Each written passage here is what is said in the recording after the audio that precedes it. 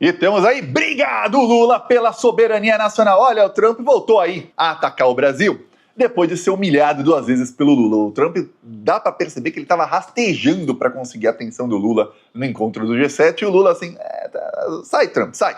Alguns acreditam que o Lula deveria ir lá e bajular o Trump, e falar, e tentar apertar a mão dele, fazer, e pedir uma reunião, tudo mais. Só que o Lula já percebeu que isso não funciona. Quanto mais algum líder mundial bajula o Trump, mais o Trump humilha esse líder mundial e vai arrancando tudo que pode deles. Inclusive, o Trump, no livro dele lá, A Arte de Negociar, que é um livro que ele escreveu nos anos 90, ele fala que ele estica a corda ao máximo e quando ele percebe que o outro lado, o livro dele é bem longo, né?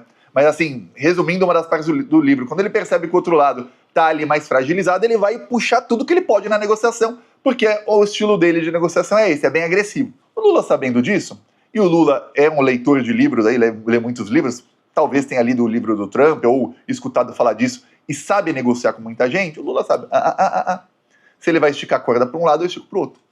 Por quê? Porque não é que vai romper, porque o Lula consegue ali na diplomacia, ele consegue ali a amizade e tal, o Trump fala que o Lula é amigo dele, o Lula fala que é amigo do Trump e tudo mais, um gosta do outro e tal, mas não vou recuar aí para você não, porque se recuar você vai tentar tirar mais e mais e mais, como está fazendo aí com os europeus, com o Japão e com todos os países que estão aí se curvando.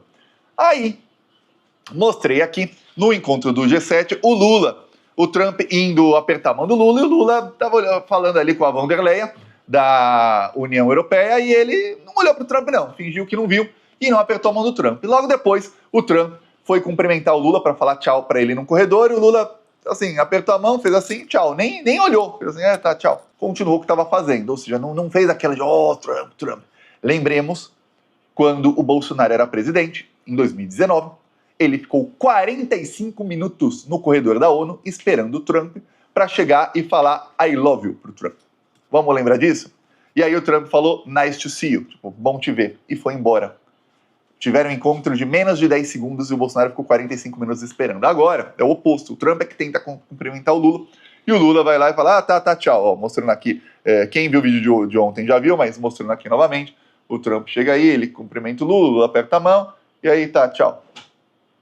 E o Lula continua lá, não fez sorrisinho, que o Lula não fez, oi, não, oi, vá.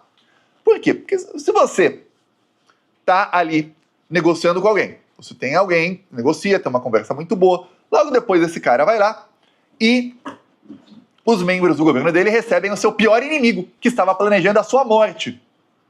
E aí logo depois ele joga no lixo toda a negociação que foi feita aí por um ano e impõe tarifas ao seu país, mas uma tarifa bem...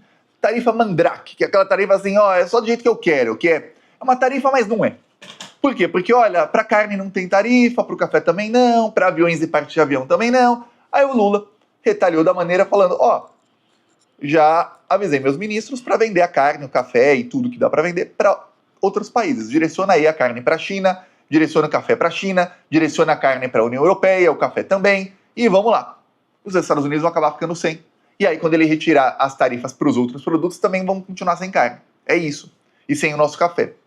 Vamos redirecionar para quem a gente vende. Parar de vender só para eles. Vai dar ruim para o Trump. Eu vou falar, a longo prazo vai dar ruim, até porque o pessoal do governo Trump, eles fazem política pública com o fígado. Vai lá a família Bolsonaro, fala com o Marco Rubio vai lá e fala, vamos fazer isso. Aí eles fazem. E eles não pensam na consequência para eles mesmos. É só ver as primeiras tarifas contra o Brasil, como foi péssimo para a aprovação do Trump. Os estadunidenses não sabem, olha, ele impôs tarifas ao Brasil, aliás, aos produtos brasileiros, e somos nós quem pagamos essa tarifa. Não é o Brasil, são eles quem pagam a tarifa. Eu não pago nada, nem você jamais pagou uma tarifa para os Estados Unidos. Quem pagam são eles. E aí, por isso, o café ficou mais caro. Não. O estadunidense simplesmente ia comprar café e via que estava o triplo do preço. Ia comprar carne e via que estava o triplo do preço. Aí falava, tá ruim. Nem precisa ligar isso ao Brasil, mas estava ruim. Foi um tiro no pé. Aí dessa vez tentaram dar um tiro menor no pé e o Lula já falou, dependendo do que aconteça no dia 1º de julho, quando vai começar a valer a tarifa, a gente vai ter tarifas retaliatórias. A tarifa retaliatória não quer dizer que o Brasil pode cobrar imposto extra dos produtos dos Estados Unidos. Não. Quer dizer que o Brasil pode também cobrar um imposto de exportação. você não colocou tarifa na carne, então toda a carne brasileira que for exportada para os Estados Unidos vai ter uma tarifa de 37,5%. Enfim, aí você que se vira aí. Digo mais, se o Lula quiser esticar a mesma corda, ele pode ir além. Qualquer carne que sair do Brasil para os Estados Unidos, tarifa de 100%. Enfim, vamos arrecadar agora, arrecadação para o Brasil. Tarifa de exportação. Aí vocês vão ficar sem carne brasileira agora. Vamos ver, Trump. Se você não tira todas as tarifas aí em pouco tempo, o que vai acontecer com os Estados Unidos quando eles não puderem importar a carne do Brasil, ou a carne brasileira fica tão cara lá que os produtores estadunidenses também vão aumentar muito o preço da carne estadunidense lá, que é o que eles fizeram quando tiveram as primeiras tarifas. Vai ser um problema. Se ele mete tarifas de exportação no café, outro problema. Aí, o Trump foi perguntado, na entrevista logo depois do G7, perguntaram para o Trump sobre o Brasil. E aí o Trump falou aí sobre o Eduardo Bolsonaro. Com vocês aí, Donald Trump. Politically, you're talking about Brazil. Yeah, it's been nasty. I hear they arrested somebody that's running for office today. I found that out after we left. I just said goodbye to him, and I heard that they arrested the Bolsonaro Jr. He was doing well in the polls, and they arrested him because he made a statement in Texas. They arrested him, or they want to arrest him. They have something out for his arrest. All right, they play pretty tough. Ele fala, prenderam o Bolsonaro Júnior porque ele falou uma frase lá no Texas. Não prenderam ninguém. O Bolsonaro, o pai, já está em domiciliar. O filho, Eduardo, foi condenado por traição à pátria, hein? Obstrução de justiça. Tá. Você vê que o Trump não sabe muito, ele confunde o Flávio com o Eduardo, ele acha que o Bolsonaro só tem um filho, não sabe direito quem é candidato, quem não é. Não é muito aí a prioridade dele saber disso aí, mas ele fala, no Brasil é difícil, tal. Aí ele ainda fala uma coisa meio em tom de ameaça, fala, no Brasil eles são bem fortes com a política, mas nós somos mais. Como assim vocês são mais? Não entendi. Mas tá, aí o Lula, achou que ia ficar sem resposta do Lula? De jeito nenhum, o Lula já foi pra cima do Trump, tá? Primeiro, na parte aí das negociações, aí depois ele respondeu à fala do Trump. Primeiro o Lula. Porque nós estamos em negociação. E eu não pedi bilateral para o Trump porque nós estamos em negociação. Eu acho que o que ele fez foi uma coisa de negociação. Eu acho que o que ele fez foi uma coisa desaforada para o Brasil. Ele sabe disso. É por isso que eu disse que ele ainda continua agindo como imperador. Nós estávamos fazendo acordo com o Mauro Vieira, sabe? E o meu ministro do Comércio estão tratando com o ministro do Comércio dele. Nós estamos negociando. Eu entreguei para ele um documento do crime organizado para mostrar que a nossa Polícia Federal está preparada para enfrentar o crime organizado. Disse para ele que se ele quiser combater o crime organizado, o Brasil está muito disposto, inclusive dizendo para ele que são eles que exportam contrabandeiro arma para o Brasil. Todas as armas que a Polícia Federal aprende no Brasil vêm de Miami. E que o estado de Delaware, nos Estados Unidos, faz lavagem de dinheiro de bandidos brasileiros. Entreguei por escrito, porque eu não quero só falar. Porque o presidente Trump, ele fala muito e ouve pouco. Então eu fiz questão de entregar para ele por escrito o que nós queremos para combater o crime organizado, o que nós queremos sobre a questão de terras raras e minérios criptos, o que nós queremos sobre a questão do comércio. Entreguei para ele, inclusive, um quarto documento. O acordo que nós fizemos com o Irã em 2010 entre Índia, entre Turquia e Brasil, que se eles tivessem feito o nosso acordo, não faria ter matado o Khamenei. Aí, Lula... Você vê que o Lula, quando fala com o Trump, ele tem os argumentos. Até na questão do Irã, ele fala, olha, em 2010 eu fiz o acordo com o Irã. Aí, depois que eu voltei com um acordo assinado pelo Irã, os Estados Unidos foram lá e falaram, não, esse acordo não vale. Por quê? Porque depois, documentos que foram vazados pela Wikileaks, documentos internos do governo dos Estados Unidos, mostram que eles não queriam um acordo, eles fingiam que queriam um acordo, e aí eles mandaram o Lula numa missão impossível, achando que o Lula não ia conseguir. E o Lula, em 2 dias, conseguiu o acordo com o Irã. E eles falaram, e agora vão fazer o quê? Acabou a narrativa. Então eles eram ali, com um apoio, obviamente, em toda a imprensa mundial, dos jornalistas pagos por eles em toda a imprensa, para mudar ali o foco da narrativa e falar, não, esse acordo não tá bom, não dá. E o Lula ficou assim, como assim? O Irã aceitou todos os termos, aí o Lula mandou pro Trump, se vocês tivessem cumprido lá o acordo, não precisava dessa guerra toda. Só que, obviamente, o Lula fala isso sabendo, e eu sei, você sabe, que os Estados Unidos querem a guerra. Eles querem. Quando eles fazem uma guerra e gastam lá 1 trilhão, esse 1 trilhão foi gasto e pago para empresários do setor privado que constroem armas, mísseis, etc, etc.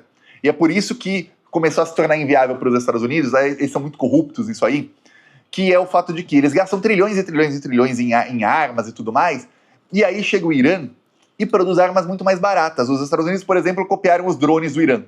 O Irã tem lá os seus drones, os Estados Unidos copiaram. Só que o Irã faz um drone por 20 a 50 mil dólares, dependendo de quantos explosivos tem dentro. Os Estados Unidos estavam custando 400 mil dólares. Por quê, Thiago? Porque no Irã é feito estatal, pelo exército. Nos Estados Unidos, não, tem que pagar algum empresário que quer ter lucro. Então, o empresário deve fazer o drone por 20 mil dólares, ou até menos. Nos Estados Unidos é ainda mais barato eles comprarem o material para fazer o drone. Só que ele precisa lucrar.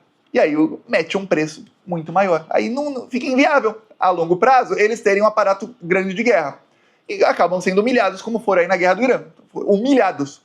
A maior humilhação aí dos Estados Unidos desde o Vietnã. Aí o Lula ainda fala uma coisa que a Cláudia Sheinbaum já falou para o Trump, que é, olha, todas as armas dos cartéis de droga, que você diz que são terroristas, vêm dos Estados Unidos. E vocês não fazem nada, mas nem para investigar o clube de tiro que está vendendo as armas para o cartel de droga. Pô. Você tem um clube de tiro com uma loja de armas ao lado, a mesma empresa. Aí, de repente, um clube de tiro numa cidadezinha pequenininha, os caras estão vendendo 100 milhões de dólares em armas. Pô, peraí, investiga o cara. Não, vocês não estão. Então entra dinheiro das drogas nos Estados Unidos e aí depois, ainda, para piorar, vocês deixam eles lavarem o dinheiro nos Estados Unidos também. Aí fica uma loucura. E aí causa violência em outros países. Eu já expliquei aqui que isso é uma tática dos Estados Unidos. Isso é política de Estado deles.